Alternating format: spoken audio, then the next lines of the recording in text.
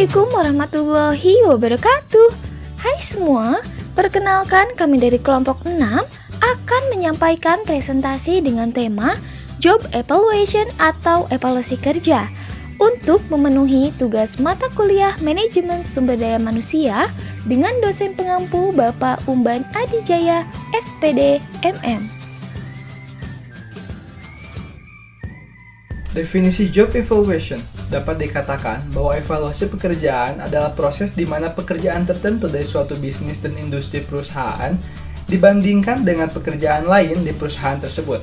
Sehingga dengan evaluasi pekerjaan ini, suatu perusahaan dapat menyajikan upaya untuk menentukan nilai relatif dari setiap pekerjaan dan untuk menentukan berapa besaran upah yang adil berdasarkan pada tanggung jawab dan posisinya di perusahaan tersebut.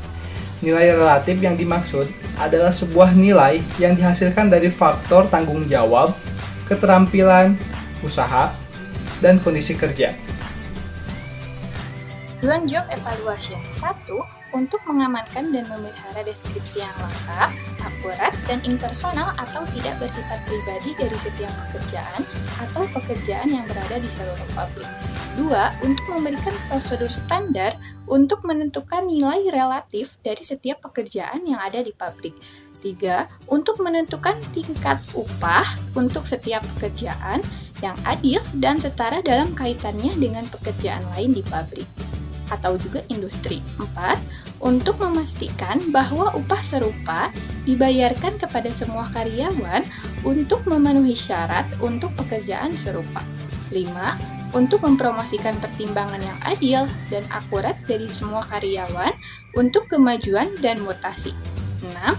Untuk memberikan dasar faktual untuk mempertimbangkan tingkat upah untuk pekerjaan serupa di komunitas dan industri. Dan poin yang terakhir yaitu ke-7, untuk memberikan informasi untuk organisasi kerja, pemilihan karyawan, penempatan pelatihan, dan berbagai masalah serupa lainnya. Job evaluation untuk penetapan gaji atau upah. 1. Kesetaraan dan objektivitas administrasi penggajian. 2. Pengendalian upah dan gaji yang efektif. 3. Negosiasi manajemen serikat tentang upah dan perbandingan upah dan tingkat gaji dengan karyawan lain. 4. Pemberian standarisasi dan peningkatan kondisi kerja. Selanjutnya, fungsi job evaluation. Yang pertama, memperjelas fungsi, wewenang, dan tanggung jawab karyawan. 2. Menetapkan referensi atau gambaran untuk penyelesaian keluhan yang timbul dari tarif individu dan untuk negosiasi dengan serikat pekerja tentang struktur dan perbedaan upah internal. 3. Mengembangkan mesin atau alat produksi untuk meninjau sistematis tarif, pekerjaan saat ini, pekerjaan berubah, dan 4. Mengembangkan statistik kepegawaian. Prinsip umum sebelum penerapan job evaluation. 1. Beri nilai pekerjaan dan bukan pria, tidak bergantung pada gender. 2.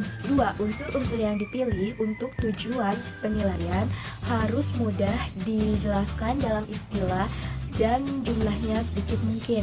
3. Elemen harus didefinisikan dengan jelas dan dipilih dengan benar. 4. Setiap perencanaan peringkat pekerjaan harus dijual kepada petugas dan karyawan. 5. Mandor harus ikut berpartisipasi dalam penilaian di departemen mereka sendiri. 6. Kerjasama yang maksimal dapat diperoleh dari karyawan ketika mereka sendiri memiliki kesempatan untuk membahas peringkat pekerjaan. 7. Saat berbicara dengan mandor atau karyawan, setiap diskusi tentang nilai uang harus dihindari. 8. Terlalu banyak upah pekerjaan tidak boleh ditetapkan. Keuntungan job evaluation 1. Membantu menghilangkan ketidaksetaraan dalam struktur upah yang ada dan dalam mempertahankan perbedaan upah yang sehat dan konsisten di pabrik atau industri. 2. Dalam kasus pekerjaan baru, metode ini sering memfasilitasi penyesuaian mereka ke dalam struktur upah yang ada. 3. Metode ini sering membantu menghilangkan keluhan yang timbul dari gaji relatif dan itu meningkatkan hubungan tenaga kerja manajemen. 4. Metode ini menggantikan banyak faktor kebetulan yang terjadi dalam prosedur yang kurang sistematis dari tawar-menawar upah yang standar dan lebih impersonal dan objektif. Dengan demikian, menetapkan dasar yang jelas untuk negosiasi. 5. Metode ini dapat menyebabkan keseragaman yang lebih besar dalam tingkat upah, sehingga menyederhanakan administrasi upah. 6. Informasi yang dikumpulkan dalam proses deskripsi dan analisis pekerjaan juga dapat digunakan untuk perbaikan prosedur, seleksi, mutasi, dan promosi berdasarkan persyaratan pekerjaan komparatif. 7. Informasi tersebut juga mengungkapkan bahwa pekerja terlibat dalam pekerjaan yang membutuhkan lebih sedikit keterampilan dan kualitas lebih lain daripada yang mereka miliki. Ranking method. Metode pemeringkatan membutuhkan komite yang lebih sederhana dari yang tertinggi hingga ke terendah. Spesialis pemeringkat meninjau informasi analisis pekerjaan dengan pekerjaan lain secara subjektif berdasarkan kepentingan umumnya dibandingkan dengan pekerjaan lain. Dengan kata lain, penilaian keseluruhan dibuat berdasarkan nilai relatif seluruh pekerjaan, dan pekerjaan diberi peringkat yang sesuai. Job grading and job classification. Metode ini bekerja dengan memberikan nilai, kelas, atau level kepada pekerjaan berdasarkan nilai gaji, misal grade 1, grade 2, grade 3, dan sebagainya. Nilai dari klasifikasi ini dibuat dengan mengidentifikasi beberapa gradasi dari dominasi umum, seperti tanggung jawab, keterampilan, pengetahuan, pendidikan yang dibutuhkan, dan sebagainya. Kemudian, untuk setiap job grade dibuat uraian yang standar. Nah, uraian ini akan disesuaikan dengan uraian tugas yang ada di setiap organisasi. Factor compression method merupakan kombinasi dari sistem ranking dan poin. Semua pekerjaan dibandingkan satu sama lain untuk tujuan menentukan kepentingan relatifnya dengan memilih 4 atau 5 elemen pekerjaan utama atau faktor yang kurang lebih umum untuk semua pekerjaan. 1. Persyaratan mental, 2. Keterampilan, 3. Persyaratan fisik, 4. Tanggung jawab, 5. Kondisi kerja, dan lain-lain. Merit rating. Merit rating adalah proses di mana kemampuan, efisiensi, dan potensi karyawan dievaluasi untuk tujuan menentukan tingkat upah, kebutuhan pelatihan, dan untuk menentukan kebijakan promosi karyawan ke pekerjaan yang lebih tinggi dan mutasi. Di sini ada tujuan merit rating. Yang pertama, untuk membuat studi banding tentang kemampuan karyawan yang berbeda. Yang kedua, untuk memberikan penghargaan yang lebih tinggi kepada karyawan yang efisien. Yang ketiga, untuk membuktikan justifikasi perbedaan gaji kepada karyawan yang berbeda sesuai dengan kemampuan mereka. Yang keempat, menjalin hubungan yang harmonis antara karyawan dan pengusaha.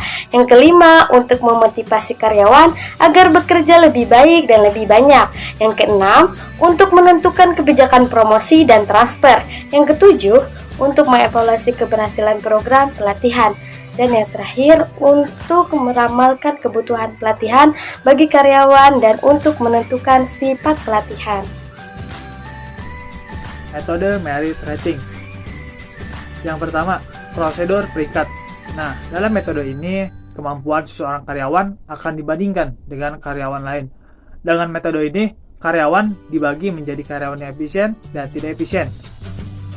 Metode ini mengadopsi teknik perbandingan berpasangan. Oleh karena itu, pasangan dua karyawan masing-masing dibuat sesuai dengan rumus N-1 Z. Dan karyawan yang lebih efisien di setiap pasangan digaris bawahi. Yang kedua, metode penilaian. Di sini nilai yang berbeda dibagi untuk mengevaluasi kemampuan karyawan yang berbeda, dan kemudian karyawan ditempatkan di kelas tersebut. Setiap kelas dapat dibagi lagi menjadi 3 kelas. Kelas pertama sangat memuaskan, yang kedua memuaskan, yang ketiga tidak memuaskan. Nah, karyawan dapat ditempatkan di salah satu kelas ini sesuai dengan kemampuan mereka.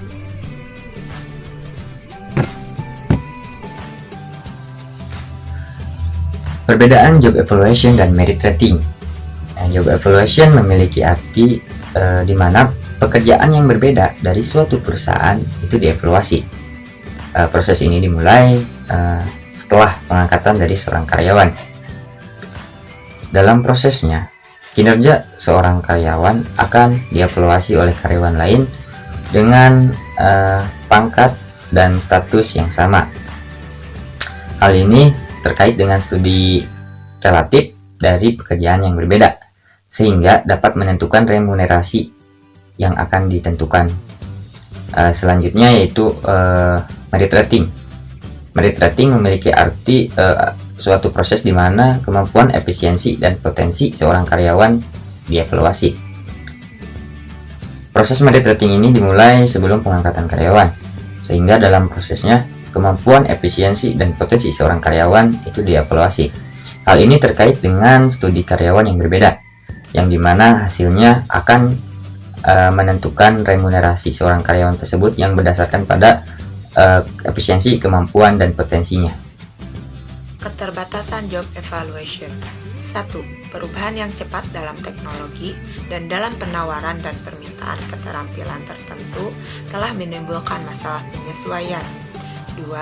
Ada perbedaan substansi antara faktor pekerjaan dan faktor yang ditekankan di pasar. Perbedaan ini lebih lebar dalam kasus di mana gaji rata-rata yang ditawarkan oleh sebuah perusahaan lebih rendah daripada yang lazim di perusahaan lain dalam industri yang sama atau di wilayah geografis yang sama. 3. Evaluasi pekerjaan seringkali menguntungkan kelompok yang berbeda dari kelompok yang disukai pasar. Kelompok yang lebih lemah lebih baik dilayani oleh rencana evaluasi daripada oleh pasar. Yang pertama menekankan bukan pada paksaan tetapi pada penyelidikan. 4. Faktor pekerjaan berfluktuasi karena perubahan dalam teknologi produksi, sistem informasi, dan pembagian kerja dan faktor lain semacam itu. Oleh karena itu, evaluasi pekerjaan saat ini dilakukan atas dasar faktor pekerjaan dan tidak mencerminkan nilai pekerjaan waktu di masa depan. Dengan kata lain, perhatian berkelanjutan dan evaluasi pekerjaan yang sering adalah penting. 5. Tingkat gaji yang lebih tinggi untuk beberapa pekerjaan pada tahap awal daripada pekerjaan lain, atau evaluasi pekerjaan yang lebih tinggi dalam hierarki organisasi pada tingkat yang lebih rendah dari pekerjaan daripada pekerjaan lain yang relatif lebih rendah dalam hierarki organisasi sering menimbulkan masalah hubungan manusia dan menyebabkan keluhan di antara mereka yang memegang pekerjaan ini. Nah, jadi kesimpulannya, job evaluation atau evaluasi kerja dilakukan oleh seorang manajer sumber daya manusia untuk menganalisa suatu pekerjaan dan membandingkannya dengan pekerjaan lainnya. Seorang manajer sumber daya manusia perlu melakukan job evaluation untuk menentukan struktur upah dan pemberian remunerasi kepada pekerja atau pejabat dalam struktur organisasi yang telah ditetapkan. Namun, ada juga metode yang memberikan kesempatan dari rekan sejawat untuk memberikan evaluasi agar lebih objektif. Evaluasi juga dapat menggabungkan beberapa metode untuk objektivitasnya.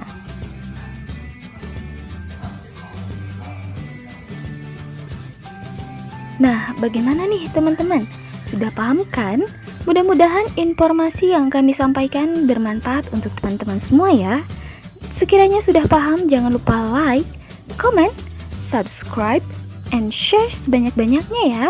Dan jangan lupa juga, jika ada pertanyaan, silahkan tulis di kolom komentar di bawah ini.